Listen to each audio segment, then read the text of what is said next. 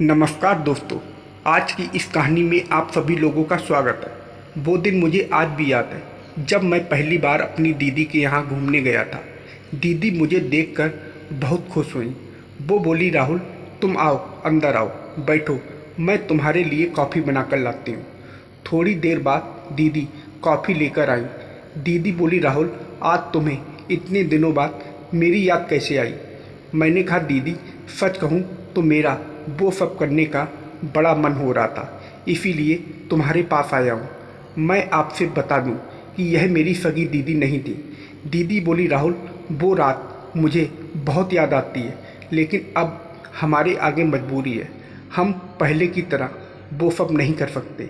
मैंने कहा, लेकिन क्यों? तो दीदी बोली, पहले हमें उतनी समझ नहीं थी तो हमने वो सब कर दिया था, मगर अब हमारे लिए वो सब करना इतना आसान नहीं है। अगर हमारे बारे में किसी को जरा भी भनक लगी तो हम दोनों फंस जाएंगे। मैंने कहा, दीदी बस एक बार मौका दे दो, उसके बाद मैं कोई दूसरा रास्ता ढूंढ लूँगा। दीदी बोली, चलो अच्छा ठीक है, लेकिन उसके लिए तुम्हें 2-3 दिन यहाँ रुकना पड़ेगा, क्योंकि 2-3 दिन बाद तुम्हारे जीजा किसी काम से गुजरात जा रहे हैं, तभी हमें मौका मिलेगा। मैंने कहा, ठीक है, कोई बात नहीं, मैं 2-3 दिन यहीं पर रुक जाऊंगा। तभी मेरे जीजा जी आ गए। भाई बोले, और राहुल तुम कब आए?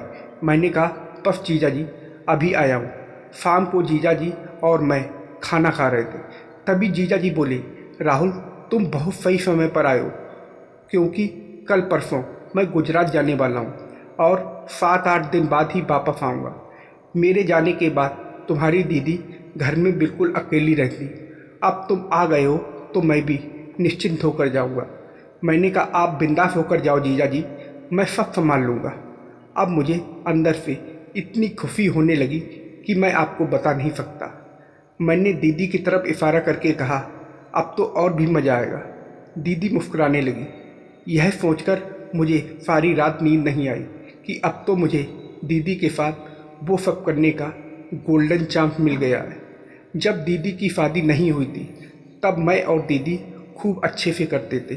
मुझे आज भी याद है वो ठंडी का महीना।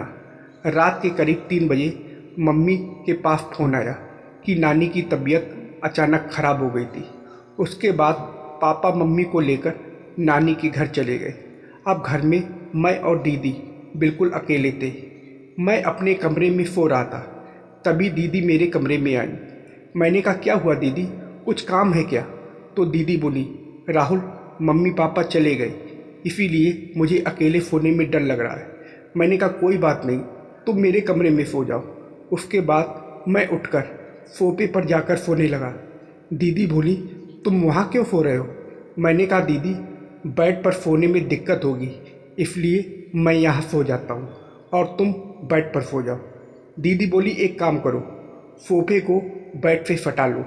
मैंने कहा, हाँ यह भी ठीक रहेगा। उसके बाद मैंने सोफे को बेड से सटा दिया। हम दोनों को नींद नहीं आ रही थी। मैंने कहा, दीदी तुम्हें नींद नहीं आ रही? तो दीदी बोली, हाँ यार पता नहीं क्यों आज मुझे नींद नहीं आ रही है। मैंने कहा, चलो हम कुछ देर बातें करते हैं। दीदी बोली, ठीक है। मैंने कहा, अच्छा दीदी ये बताओ तुम्हारा कोई बॉयफ्रेंड है? दीदी बोली, ये कैसा सवाल है? मैंने कहा, तुम इतना भड़क क्यों रही हो? आजकल तो हर लड़की के बॉयफ्रेंड होते हैं। दीदी बोली, पहले तुम मुझसे वादा करो कि हमारे बीच जो बातें होंगी वो तुम मम्मी पापा से कोई बात नहीं बताओगे। मैंने कहा, ठीक है नहीं बताऊंगा, और वैसे भी तुम मम्मी पापा की सगी बेटी तो हो नहीं कि वो तुम्हें मारेंगे। दीदी बोली, तो क्या हुआ, फिर भी मम्मी पापा मुझे सगी बेटी से बढ़कर मानते हैं। मैंने कहा, ठीक है, अच्छा चलो बताओ। दीदी बोली, एक बात कहूँ, गांव में जो आकाश है वह मुझे बहुत अच्छा लगता है, लेकिन वह मेरी तरफ देखता ही नहीं। मैंने कहा, दीदी तुम उसके पीछे मत पड़ो, वह पिछले महीने ही जेल से आया है, बहुत बेकार आदमी है वो।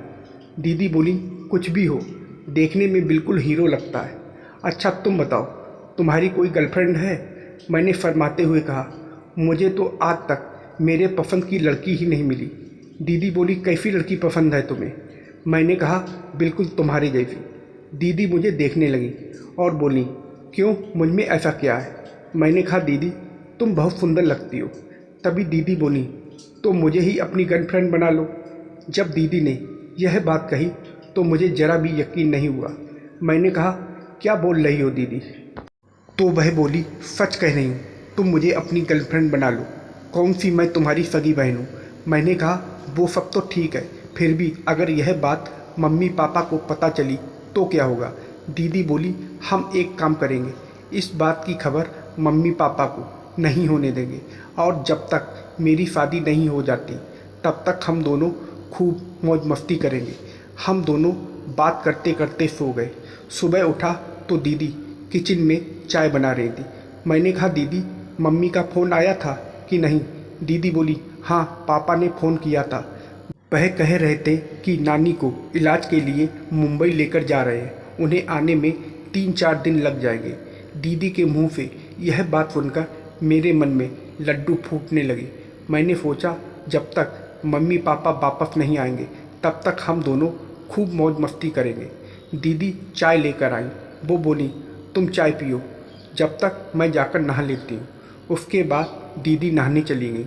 बेडरूम में मैंने टीवी चालू किया और देखने लगा। थोड़ी देर बाद दीदी बाथरूम से नहाकर निकली। वह अपने कमरे में चली गई। मैंने सोचा दीदी अपनी तरफ से कुछ नहीं बोलेंगी, मैं ही एक बार दीदी को वो सब करने के लिए कहता हूँ। थोड़ी देर बाद दीदी बाहर आई। वो बोली, राहुल खाना निकाल दूँ, खाओगे? मैंने कहा, अभी थोड़ी देर बाद निकाल देना। दीदी बोली, मुझे भी अभी भूख नहीं लगी है, चलो थोड़ी देर मैं भी मूवी देख लेती हूँ। उसके बाद दीदी मेरे पास आकर बैठ गई। वह बोली, यह क्या लगा रखा है, कोई रोमांटिक मूवी लगाओ। उसके बाद वह मेरे हाथ से रिमोट छीनकर चैनल बदलने लगी। पूरा चैनल चेक करने के बाद वो बोली, कोई अच्छी मूवी नहीं आ रही है तो तुम ही देखो। इतना कहकर वह अपने कमरे में चली गई। किसी तरह सारा दिन बीत गया। शाम को मैंने कहा, दीदी आज का क्या प्लान है? तो दीदी बोली, कैसा प्लान? मैंने कहा, अब हम दोनों जवान हो गए हैं। दीदी बोली, अच्छा तुम उसके बारे में पूछ रहे हो? मैंने कहा, हाँ। दीदी बोली, मन तो मेरा भी बहुत कर रहा है, लेकिन थोड़ा डर लग रहा है। मैंने कहा, किस बात का डर? तो दीदी बोली, कहीं तुम यह बात मम्मी पापा से कह ना दो। मैंने कहा, दीदी अगर मैं यह सब मम्मी पापा को बताऊंगा तो मैं भी तो फंसूंगा। दीदी बोली, तो फिर ठीक है, आज हम खूब अच्छे से वो सब करेंगे। उसके बाद हम दोनों कमरे में गए। सुबह जब मैं उठा तो दीदी बोली, राहुल अगर मुझे पता होता कि ये सब करने में इतना आनंद आता है तो मैं बहुत पहले ये सब कर लेती। उसके बाद मैं उठकर फ्रेश होने चला गया। धीरे धीरे 2-3 दिन बीत गए और मम्मी पापा वापस आए। शाम को सब लोग बैठकर खाना खा रहे थे। तभी मम्मी पापा से बोली, अब राहुल जवान हो गया है, हमें भी अपनी बहू रानी ले आनी चाहिए। मैं मम्मी की बातें सुनकर शर्मा गया और सर नीचे झुका लिया। पापा बोले, हाँ तुम ठीक कह रही हो, और वैसे भी हमें अपनी बहू खोजने के लिए कहीं बाहर थोड़ी जाना है, भाई तो घर में ही है।